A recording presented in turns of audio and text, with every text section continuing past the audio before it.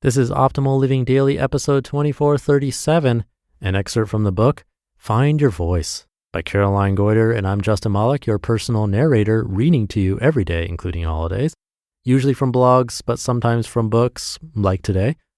So for now, let's get right to it as we optimize your life.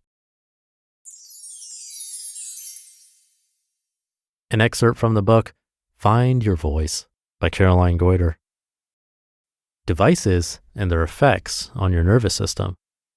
Quote, our current relationship with our devices is a dark and twisty tale of chronic stress, the autonomic nervous system, and compromised breathing.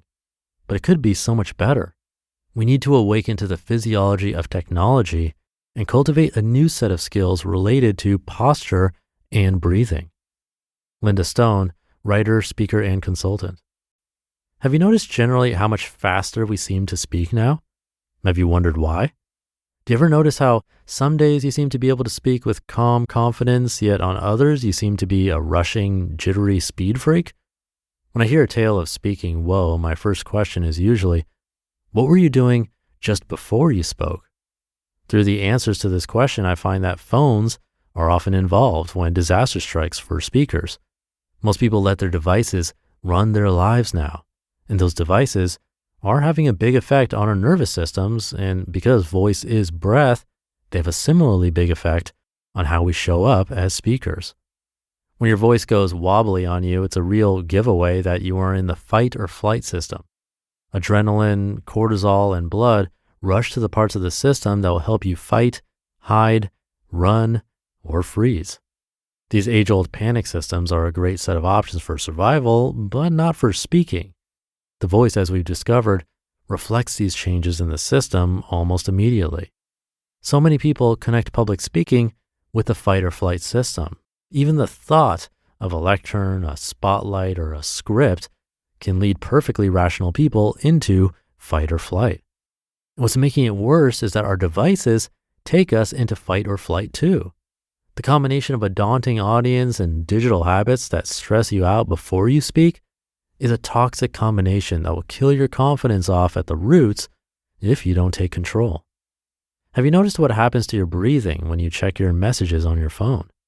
Linda Stone, a former executive at Apple and Microsoft, started to notice a pattern. Everywhere around her, she saw people staring at their phones and holding their breath. Researching it, she found that 80% of people in her study held their breath or breathed shallowly when responding to a text or email. Other studies back this up.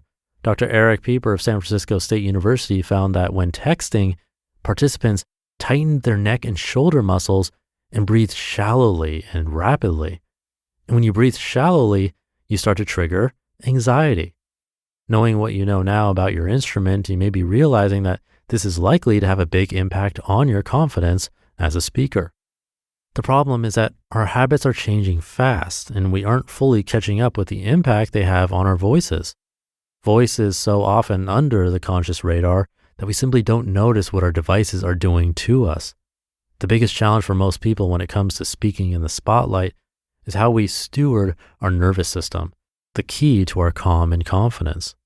So often I see people prioritizing being busy, usually on a device, over being present before they speak. When you give someone at work 5 minutes to themselves before a meeting these days, what do? Most people feeling under pressure pull out their phones and work through their to-do list. And in those moments, they let an unfiltered stream of people into their consciousness, all demanding attention now. A tax demand, their boss, their partner who wants them to pick something up, stressful news from work, apocalyptic news stories, and a dancing cat. It can, not surprisingly, have an effect on your calm. It also has a very big effect on how you speak. One client of mine was all set up and ready for a big pitch when, against the advice of her colleagues, she checked her phone minutes before they went in, only to discover that they'd lost out on a recent deal. She felt a wave of stress hit. She couldn't think straight. Her shoulders tensed, her heart was pumping, fight or flight was running the show. Her speech changed instantly as a response to this stress. She walked into the pitch going at warp speed. And when she spoke, she was loud, speedy, and disconnected. Her natural ease and presence had left the building. Her audience was unimpressed, and her team lost the deal to another company. Checking a text before the meeting had proved a very bad move indeed. All of these observations about your phone and devices may seem as obvious to you as the fact that smoking is bad for your health, but like smoking, we get hooked. In his book, Understanding Media, published in 1964, the late Canadian philosopher Marshall McLuhan was prophetic about our unhealthy addiction to gadgets. In a chapter called The Gadget Lover, Narcissus as Narcosis, McLuhan writes, quote, "With the arrival of electric technology, man extended or set outside himself a live model of the central nervous system itself. To the degree that this is so, it is a development that suggests a desperate and suicidal auto-amputation, as if the central nervous system could no longer depend on the physical organs to be protective buffers," end quote. Without awareness, we essentially let our devices run the show. When you outsource your phone as your main means of self-soothing, you've taken a gamble. You're no longer in control of your own nervous system. When we are nervous, like before a big meeting, it is natural to seek out instant junk comfort. And one of the easiest ways to do this in the modern world is via our phones. And the response that our phones creates makes us more compulsive. We check our messages more. We become less aware, more addicted. We start to use our phones to distract us from our nerves when, in fact, we'd be better switching off our phones, paying relaxed attention to our nerves, and doing something about the stress. Stressed out screen junkie doesn't have to be your new normal. I want to encourage you to start to notice how your phone is affecting you. The first step is to pay attention to how you breathe when you stare at your devices. Calm breathing, particularly diaphragmatic breathing, was what made the difference. Linda Stone recommends that in order to keep our bodies on an even keel, we all approach our devices with the attitude that she describes as conscious computing, meaning that you should use your devices consciously and turn them off when you need to find your calm and confidence so you can find your voice. Try this. Are you holding your breath? Next time you're on your phone and you notice that you feel tense, check in on your breathing. In her research, Linda Stone found that screen apnea didn't affect everyone the same way. Those who had been trained to breathe properly, like dancers, musicians, athletes, military test pilots, didn't hold their breath in the same way when they checked their messages. With the tools to manage their breathing and therefore their adrenaline, they were able to manage their nervous systems and stay calm. Pick up your phone, scroll through a few messages. Are you holding your breath? Is your breath shallow? Is the breath moving in your upper chest and shoulders, which is likely to trigger the fight or flight response? Or is it low and wide like a pyramid? And if it is, great, because this is how you want it to be. And if your breath is high in your chest, put your phone down. Put one hand on your chest and one hand on your stomach.